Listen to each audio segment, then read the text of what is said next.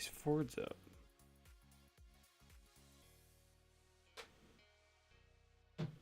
All right. Excuse me. All right. Thanks for checking this out today.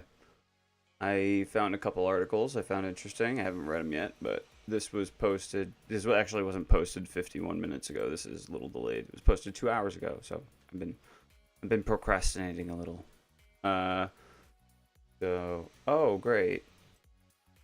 And the one time I go to do it.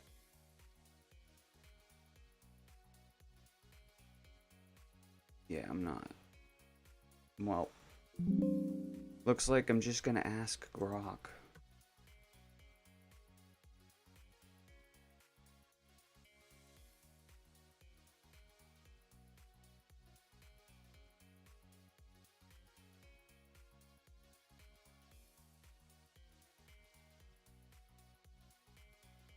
I'm not paying. Yep. Alright, this is the one. We'll do rudders, because yeah, that's not happening. I'm not there's absolutely no chance I'm paying Britain. Oh, alright. That's interesting. Arrives in Beijing for a summit with China's Taiping. Probably could. Oh, that's loud. No thanks. Yeah, alright. Yeah. Oh, they like him. Wow. They're looking for good trade negotiations. Alright, I don't know who that is. Beijing Seoul, May 13th. So this is by Lori Chen, Trevor Hunkent. Trump lands in China for Xi summit with NVIDIA CEO in tow. Okay. Oh, that's interesting. That has to do with the chips. He wants to talk about trade negotiations that having to do with trade between Taiwan, America, and then China, with America being the intermediary. And now that apparently he can't use tariffs, so since President Trump can't use tariffs at the moment with the chip trade, there's not really a point in roundabout systems. Now you can kind of just direct sell in bulk supply from Taiwan to China, so that might change the way that the deal is going to go, and I'm not sure how they're going to react to the tariff changes, especially when he brings it up to them. I assume they're aware of the lack of tariffs. I mean, their country probably knew right away, so, but let's check it out. Trump and Xi set to hold series of talks May 14th to 15th, so that's tomorrow and the next day. Beijing Seoul on May 13th, Reuters. President Donald Trump and an entourage that included NVIDIA's Jensen Huang and Elon Musk. Oh, Elon and Jensen. Yeah, they're buds. Were greeted with a lavish welcome in Beijing on Wednesday as he prepared to ask China's Xi Jinping to open up to U.S. businesses at the start of their two-day summit. Trump is seeking to snag some economic wins on the first visit by a U.S. president to China. Let's see. Oh, all right. To China in nearly a decade and maintain a fragile trade truce to prop up public approval ratings bruised by his war with Iran. He was welcomed by Chinese dignitaries, as we saw. Tightly choreographed formation of military honor guard and dozens of Chinese students waving U.S. and Chinese flags as he disembarked Air Force One in the waning hours of twilight on Wednesday. Yeah, so that was this morning. Well, yeah, that was, I don't know, that the time change is weird. I don't know how to keep up with that. The next one, Chinese dignitaries pausing midway down the red carpet. Oh, I did not start recording. All right, gonna have to restart. Sorry, guys.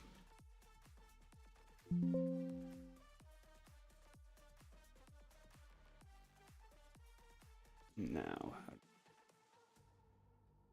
box that up there just in case. All right, so it's saying I got no viewers. Great. All I need. Now I can just start recording the video.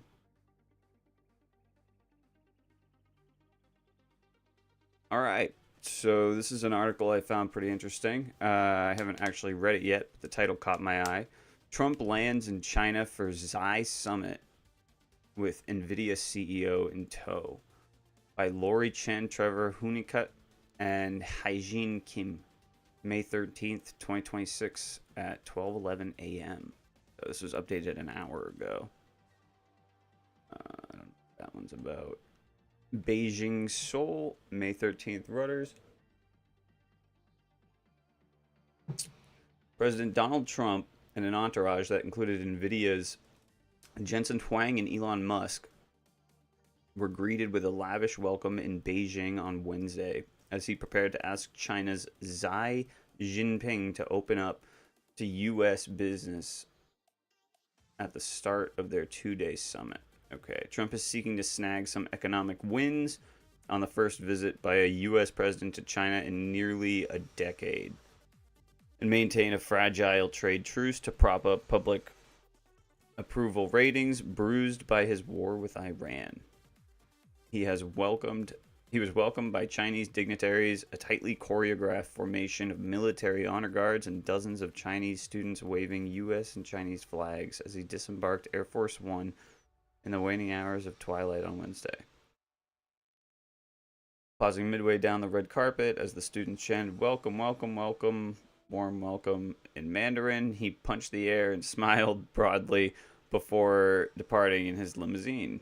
CEOs accompanying Trump are drawn mainly from companies seeking to resolve business issues with China, such as NVIDIA, which has struggled to get regulatory permission to sell its Power H200 artificial intelligence chips. So this right here, I'll pause the reading of the article. This, to me, I ended up actually having to do a little bit of studying for this with macroeconomics when I was in college this past semester. And specifically with this, apparently what was happening was because the tariffs were being implemented on a lot of forms of trade and exports from America, China was going to try to purchase chips from NVIDIA, but the issue was becoming, should Trump cycle the chips through the U.S.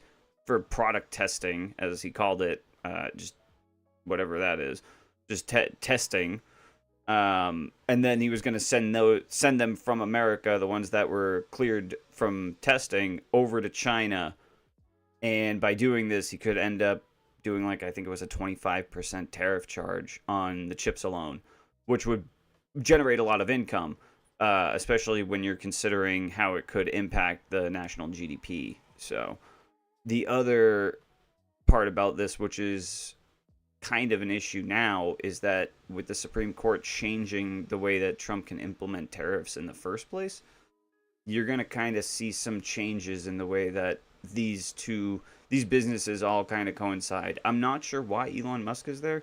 He's not selling chips, as far as I know. He just does Teslas. Maybe he's trying to get Teslas into China more. It is a vehicle thing, so who knows? But I don't know. Overall, that's kind of what's going on. It was going to be a roundabout way to tariff more chips. This was over the last 4 months, I think, 4 or 5 months. And then because of what the Supreme Court did, I think that's why he initiated a meeting so quickly, because he's like, all right, I can't tariff you, so might as well just get the sale going. Let's just stop wasting time. If you're not going to pay tariffs, who really cares, you know? So, yeah, I think that's my guess of what's going on, just from kind of the rough idea I have. But let's keep going. Trump asked Huang at... I really don't think that's... I don't think I'm saying that right. I don't think it's Huang, but it might be, so I don't know. He asked him at the last minute to join the trip, said a source familiar with the matter who spoke on condition of anonymity, and he was spotted boarding Air Force One during a refueling stop in Alaska en route to Beijing.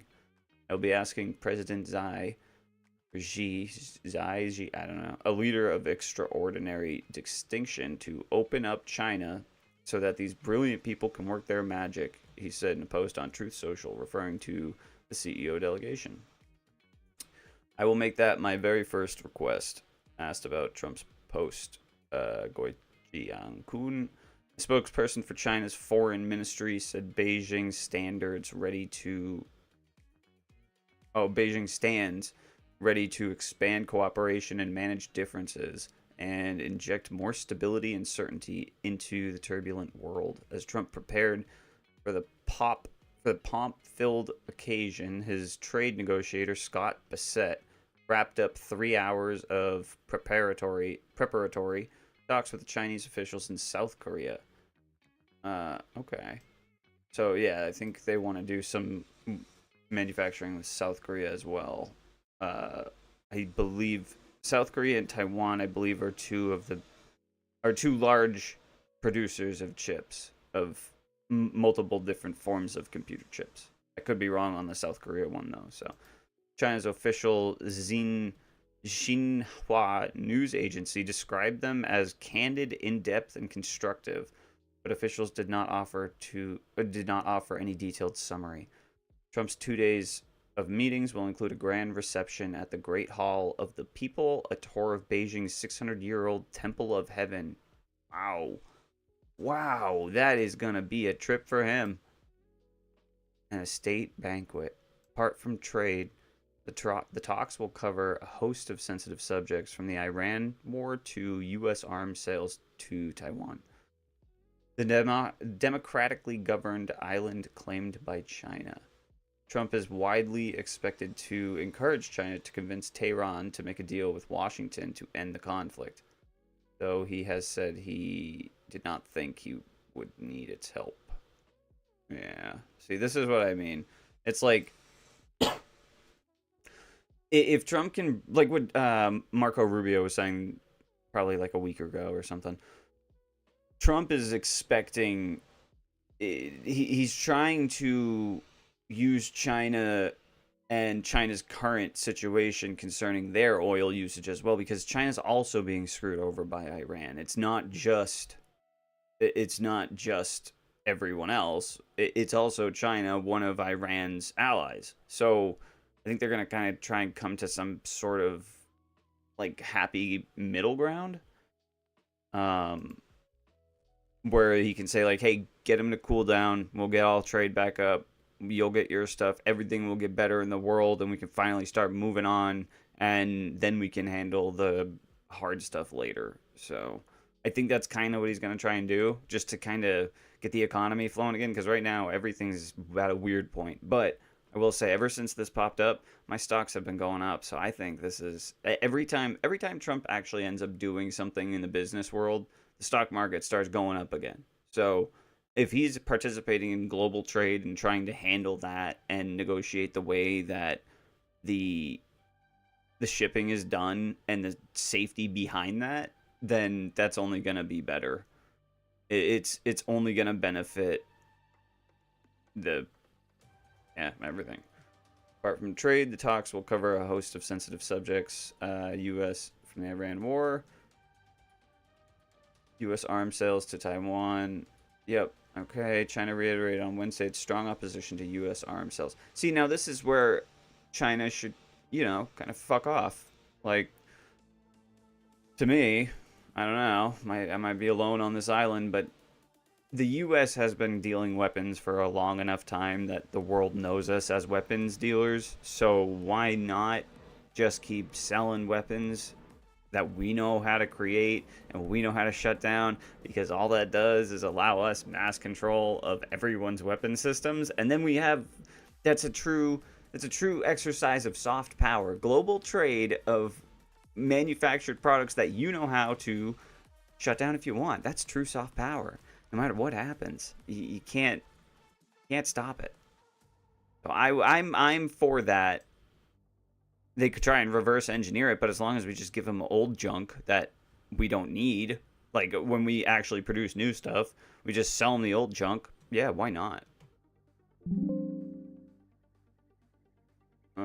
The United States is bound by law to provide Taiwan with the means to defend itself. Despite a lack of formal diplomatic ties, China regards the democratically governed island as part of its territory. Yeah, China, it's I don't know. China claims a lot of land that's not actually theirs. So I have no idea what directly they consider their own, but Taiwan is a weird offshoot where we kind of want better trade deals with them, and they want independence, and you know, if we can help give them that, then kind of screw China. Just, why not go away? Beset preps in South Korea, or Besant. While Trump rubbed shoulders with executives aboard Air Force One, Besant held his latest round of trade negotiations with Chinese Vice Premier He Lifeng at a VIP reception room at South Korea's Incheon Airport. The talks ran about 3 hours to end just before 4 p.m., an official said. The two sides are eager to maintain a truce struck last October in which Trump suspends triple-digit tariffs on Chinese goods. Okay, so no 100%. Yeah, I guess so. And Xi backed away from choking global supplies of rare earths, vital in making items from electric cars to, oh, maybe this will change the way tungsten's being sold. There's a chance. There's a chance. Who knows? But I do know a few people who use tungsten at their factories, so that has been impacting their flow of production. They're also expected to discuss forums to support mutual trade and investment and dialogue on AI issues, while Washington looks to sell Boeing airplanes, farm goods, and energy to China to cut a trade deficit that has long irked Trump. Beijing, for its part, wants the U.S. to ease curbs on exports of chip-making equipment and advanced semiconductors. Trump enters the talks with a weakened hand. Yeah. Courts have hemmed in his ability to levy tariffs at will on exports from China and other countries. Yeah, exactly. The Iran war has also boosted inflation at home and escalated the risk that Trump's Republican Party will lose control of one or both legislative branches in November's midterm elections. Though the Chinese economy has faltered, Xi does not face comparable economic or political pressures. The Trump administration needs this meeting more than China does, as it needs to show American voters that deals are signed, money is made, said Leo Kwong. Yeah, exactly. Trump administration needs deals, China does. American voters that deals are signed and money is made. So yeah, basically, hey, look, we're making deals. The stock market's gonna go up, guys. Keep investing, keep the money going, buy things, and don't let the world collapse. I don't know why I turned him into Indian, but either way, while Trump has lauded his personal rapport with Xi and respect for China, several Beijing residents told Reuters they viewed his visit as a mixture of hope and suspicion. I don't know if he's genuinely sincere. 44-year-old who works in the oil trade said that a metro station, as she said outside a metro station work on Wednesday. But speaking as a Chinese person and as someone working in trade, I just hope some good policies can come out of this. Yep. Me too, Lu. Yeah. Lu. All right. Either way. That is this one. So yeah, that was interesting. So apparently he is in China right now for the next 3 days, looks like. And it's going to be pretty good for him.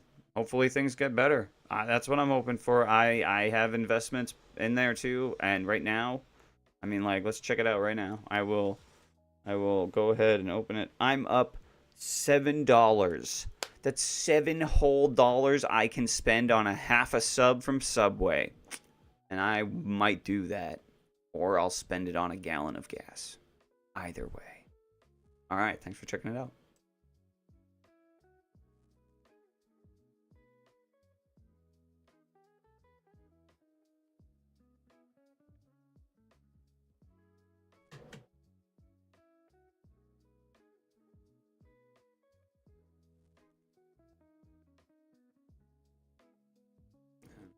This over here.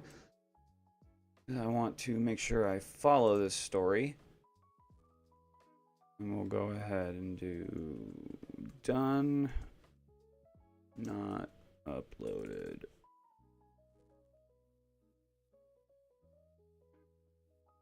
All right. Down.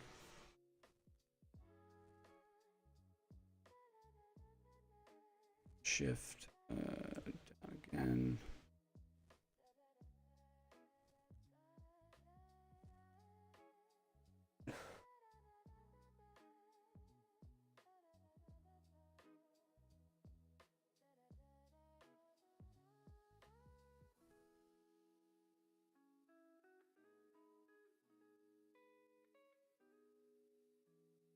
All right, this one is about license plate readers. This is a quicker one.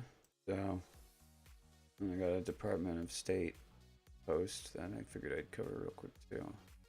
These are all little quick ones, so will probably just be, I don't know, something easy. I think this one's not even long.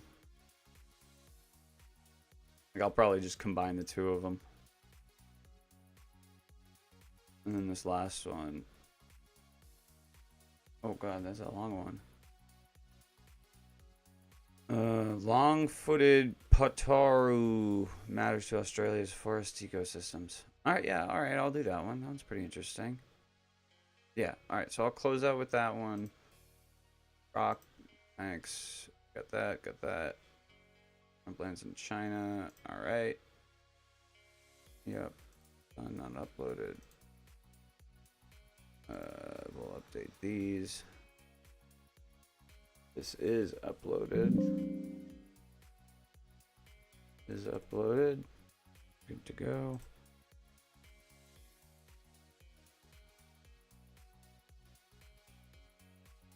Yeah, I don't think I'm gonna do that one. Although I could just cover it again. It's loud. Yeah, I think I might just cover it again, because this, yeah. Yeah,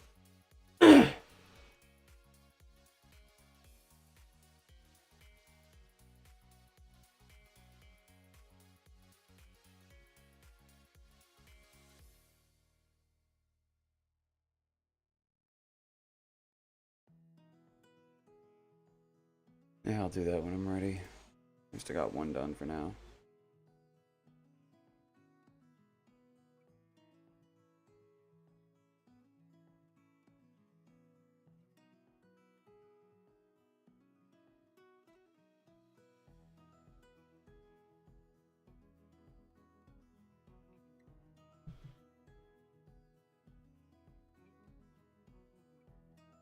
Alright, thanks for checking this out with me.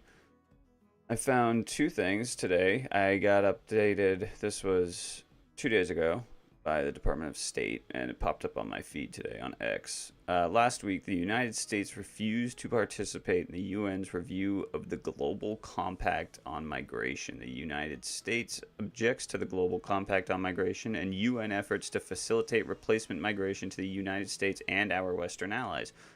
Which is crazy. The Great Replacement Theory is real. I cannot believe that. Like, alright, I'm going to spiral, so I'm not even going to bother. I'm going to stop talking about that. UN agencies systematically facilitated mass migration into America and Europe, even as citizens of these nations called for restrictions on migration. Now the Global Compact's latest report urges nations to expand migration pathways and pursue regularization of migrants. UN agencies... Yeah, the UN is a fucking joke. Like, Jesus Christ, why can't, like, that, God, I hate the UN. They're the worst organization in the world, period. Like, like, communist Russia is better. Like, dictatorship, China, I don't, like, North Korea is better than UN agencies. I hate it. Oh my God, I hate it. I don't know. Something really gets me the wrong way on that. Established a migration corridor through Central America and to the U.S. border. As the American people suffered under an unprecedented wave of mass migration, the UN was on the ground pipelining migrants to our southern borders. UN officials greeted migrants along the route through the deadly Darien Gap. Unfunded NGOs handed out maps to migrants. Oh my God, so UN was actually boots on ground here, infiltrating, like, bringing people in. Migration in the United States, UN agencies condemned the deportation of illegal. As Europe endured sustained migration pressure, UN officials staffed all end of the Mediterranean migration route from the coast to Libya to the shores of the Aegean to the islands of Greece. The UN agencies condemned frontline states who refused to open their borders. Yeah, well, fuck you, Europe, you piece of shit. UN trash. While the United Kingdom faced unprecedented illegal boat crossings, UN agencies condemned plans for deportations. I don't give a like. And this is why I'm kind of upset with Trump, because he's not doing enough to get rid of the UN. Like, they need to be gone, and like just start a whole new one and say, hey, if anyone wants to come, if anyone over there with common sense wants to come hang out with us at the cool kid party, we'll be over there. If you want to hang out by the dumpsters out back, smoking cigarettes and, you know, being deadbeats, go for it. Have fun. But we're going to go over here. We're going to hang out by the river and have a barbecue. And then we're going to go to the range and fire off some rounds and then have fun. And, you know, maybe have a couple beers around a fire tonight. Why not? Because that's what the cool kids do, right? I don't know. I don't even know what I'm talking about anymore. This is just, whenever I think about the UN, it drives me insane. They should have no impact in my life in America. That's insane that they're doing this worldwide. And it's being funded by BlackRock and Vanguard. They've been behind the, well, maybe not Vanguard, but BlackRock 100% has admitted to it. They have been pouring money into this nonsensical garbage of a design structure and theory.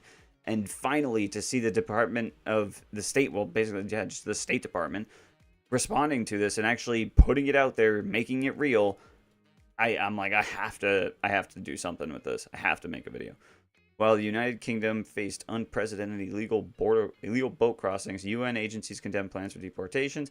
The Global Compact on Migration claims to support safe migration. For the citizens of Western nations, mass migration was never safe. It introduced new security threats, imposed financial strains, and undermined the cohesion of our societies. The United States will not legitimize global compacts that enable mass migration into the Americans. Under President Trump, the State Department will facilitate remigration, not replacement migration. Yeah, that is exactly what I want to see from my State Department. Good old America. Good old America. Yeah, all right. Good. Basically, now we don't need more shadowy organizations like some giant collaboration of United Nations going ahead and saying, oh yeah, we're gonna be the ones that decide how the world is run. Yeah, free will? No, you don't have that. You guys think you have voting rights? No, you don't. We control everything in the globe, so get screwed. So it's like, yeah, we gotta get rid of this UN thing. Like, they need to be gone, 100%. But the good news about this, like, the only caveat I can think of is, if we can remain independent and the UN gets taken over and completely replaced like they want to be, I'm pretty sure Muslims are usually easier to work with than liberals. But that might just be me. I don't know. I feel like they're a little bit more educated on how to do business and where the priorities lie. So if all of Europe gets taken over by Muslim ideology, maybe it'll be for the better for them and the world, you know? Like, so, hey, you guys want to do that? Go for it. But over here in America, we're going to remigrate them anywhere but here. And I'm for that. I am 100% for that. That's how the world should be. Everyone's got their nation. You go live in your nation. If you don't like it, change it. That's it. If you got to, yeah, that's about it.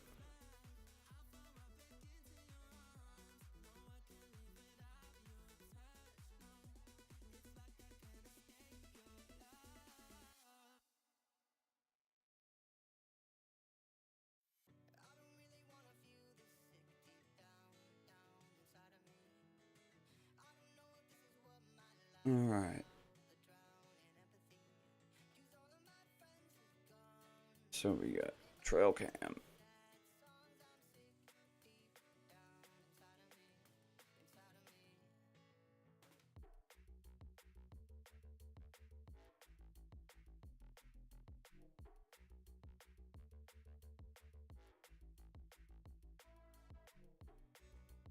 Oh, I forgot about the mining thing.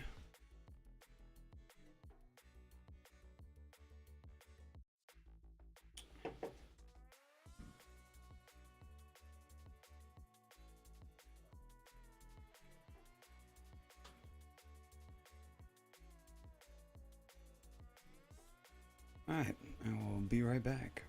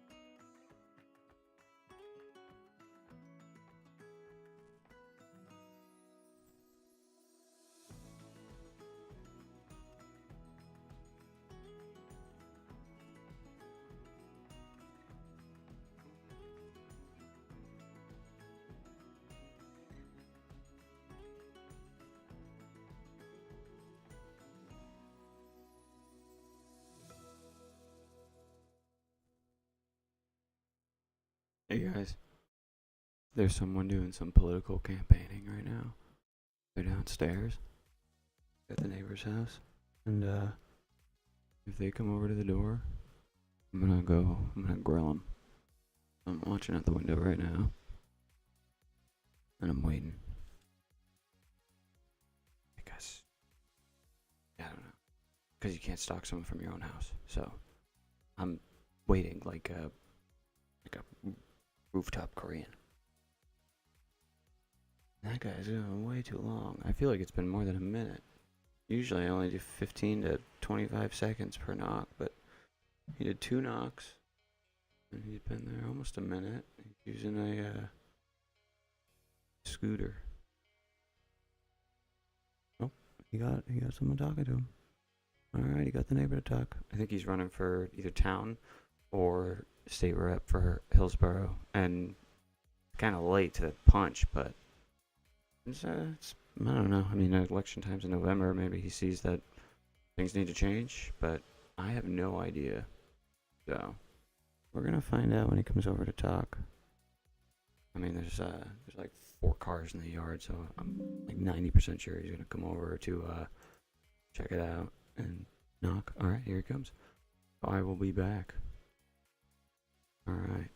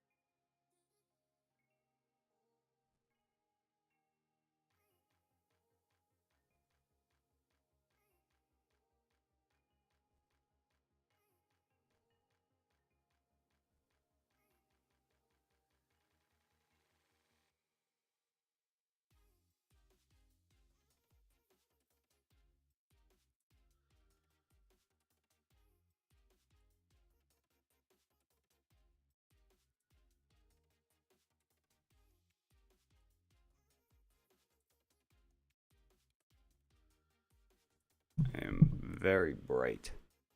I don't know if I want to be that bright on the camera, so we will adjust that real quick. Configure the video. Take that off. Good, good. That guy was not a solicitor. He was not he was not political canvassing. He was dressed up like he was, but he was actually pest services for ants and spiders and wasps, and I guess it's that time when they're all coming. So I guess it's might be needed. I tried to grab a card, but he didn't have any. All right, so let's take a look at this one. This is by Indian Defense Review. Oh, okay. News. Trail camera caught rare animal not seen since the 1990s in Australian wilderness. Published on May 12th, 2026. Oh, I am not recording. I need to start recording. Sounds good to me to record.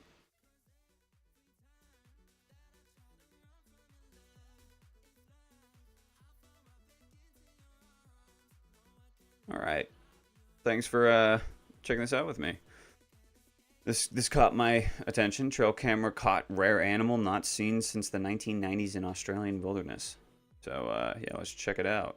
Published on May 12th, 2026 at 11:30 a.m. by Rania Hadid. A rare animal has been filmed in Australia's Kosciuszko National Park for the first time in decades, giving scientists renewed hope for the species' survival. A hidden wildlife camera in Kosciuszko Park, in KO Park, National Park, has captured extraordinary footage of a long-footed patoru. I feel like is that the big bird? Is that the great paturo? No, I don't know. There's a giant bird that was a meme a long time ago, and it was like sitting on a tree above a electrical wire, but it was like the size of a car, and everyone freaked out for a while because this was before AI videos and art and all that nonsense. So a critically endangered marsupial. Yeah, I am not thinking of the right thing. I don't know what a pataru is.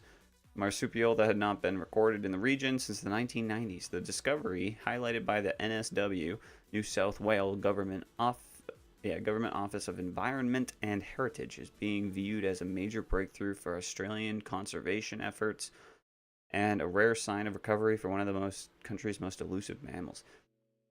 Which I'm kind of surprised, because didn't like half of Australia burn down 2 years ago? So to have this thing actually survive and be able to flourish, well, not flourish, but be able to survive it and not have any lasting effects, makes me think that there's a lot more out there. They're just hidden, and they know how to avoid issues, because if they could survive the fires, then I don't think there's going to be too much of a problem for them.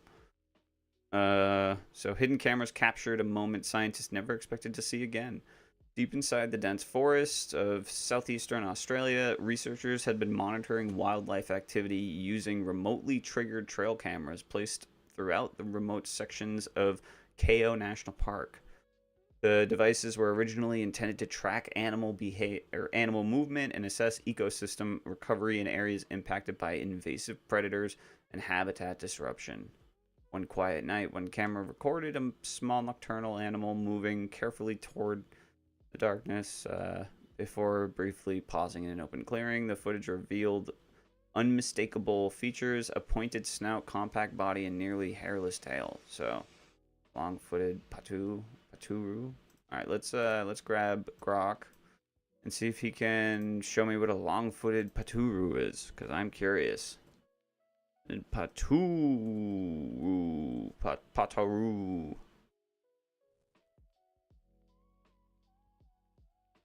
Can you give me a picture? Are they allowed to give me a picture? What's a picture look like?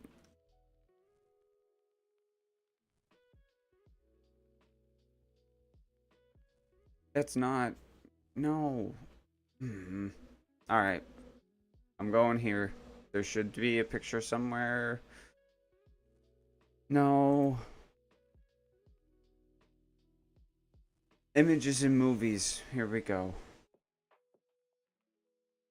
Oh my god, it's like a tiny little rat. That's not what I expected. When I think of Longfoot, I think of like, I don't know. I think of like, not that. That's like a I don't know, like a fat house mouse. It's like you took a house mouse, the appendages of a house mouse, but mixed it with the body of a rat. So everything's tiny, except it's feet apparently. I don't know. That's why I'm not an expert.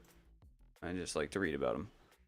The findings stunned researchers because the species had effectively disappeared from the... I can't see why this thing could survive. It looks like it burrows underground without an issue. So, wildlife experts feared local populations may have collapsed entirely due to habitat fragmentation, bushfires, logging pressures, and attacks from fellow predators such as foxes and cats. The rediscovery instantly transformed what appeared to be an ordinary monitoring operation into one of the most significant conservation moments in the state in recent years. The animal itself moved naturally through the forest, unaware that it had just reignited hope for the future of its species. Alright, so let's see. Oh, that's nice. That's kind of loud.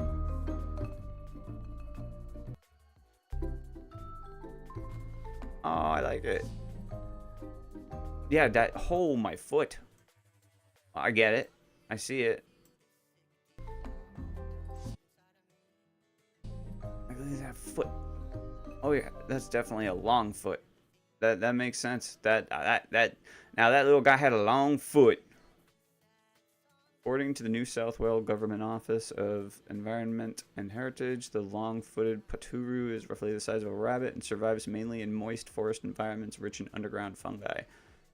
While small and rarely seen, the species plays a major ecological role in maintaining healthy forest systems. The marsupial spends much of its time digging through leaf litter and soil in search of fungi, turning over large amounts of earth in the process.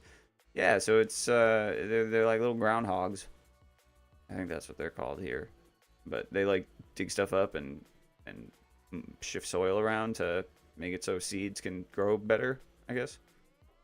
Aerate the soil, yeah, so keeps it from turning into a compact layer of clay or something. I'm not 100%. I just know if you have a whole layer of clay, no water gets through almost because it's like a sealant, so maybe they help remove that element. But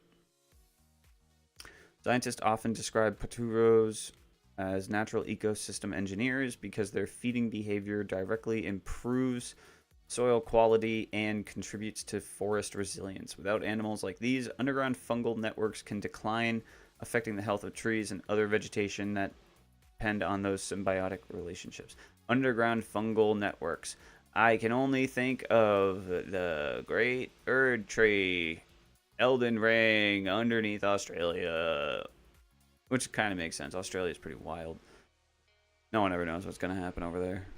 The disappearance of the species from many forests across Australia raised concerns not only for biodiversity but for broader ecosystem stability as well. The rediscovery in KO National Park suggests that at least part of the habitat still supports the conditions needed for the species to survive.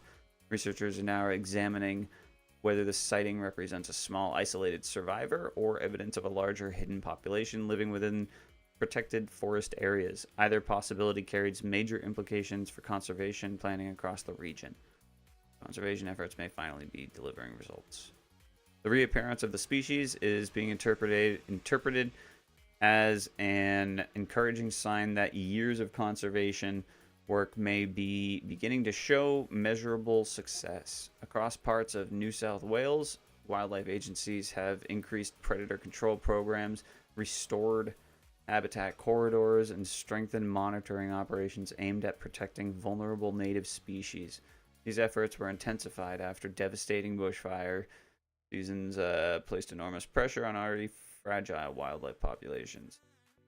This important discovery of the long-footed patoru is a promising sign for the long-term survivability of the critically endangered species. Environment Minister Penny Sharp told Yahoo News her statement reflects growing optimism among conservation groups that some endangered Australian mammals may still recover if habitat protection and predator management continue over the long term. Yeah, so no more bushfires.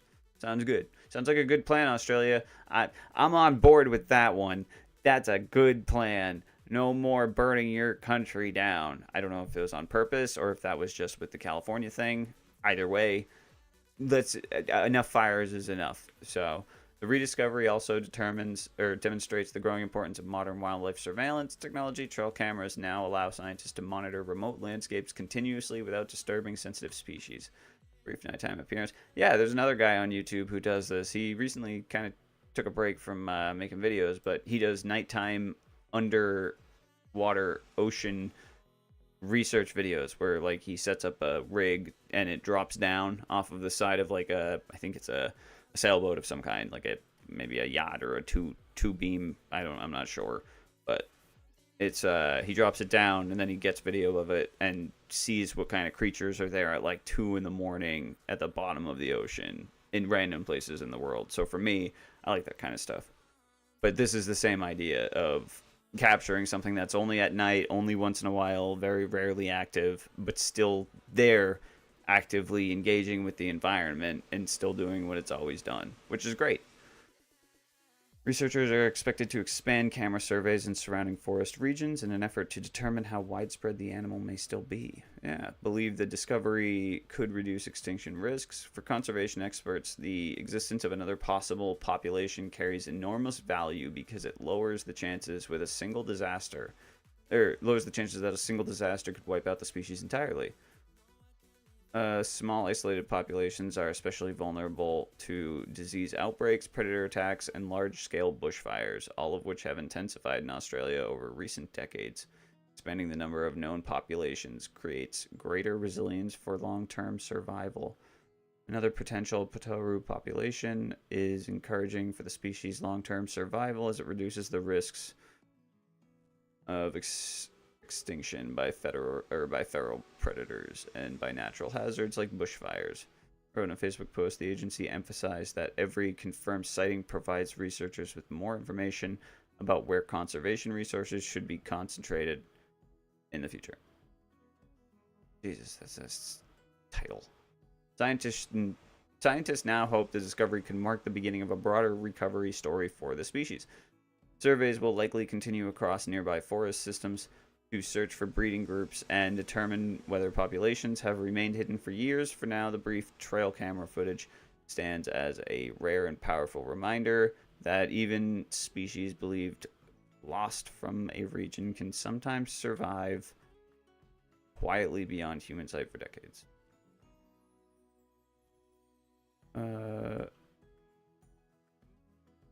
Where is that? Where is that? Oh, Indian Defense Review. Why is India covering Australian research news? Huh. Either way. Good article. But I don't know what this is supposed to be a picture of because I really don't see anything that even resembles it in here. It's like a Where's Waldo, but I don't see it. It's just a picture of nothing except nighttime. And then you go down to the video and there's the video of it, but I don't know. All right. Well, that's that. I am glad that it is getting better. I am glad that they're finding stuff, and I can't wait to see what other night camera footage comes out in the future. I mean, this is great for society and animals. I don't know. I enjoy it. All right. Thanks.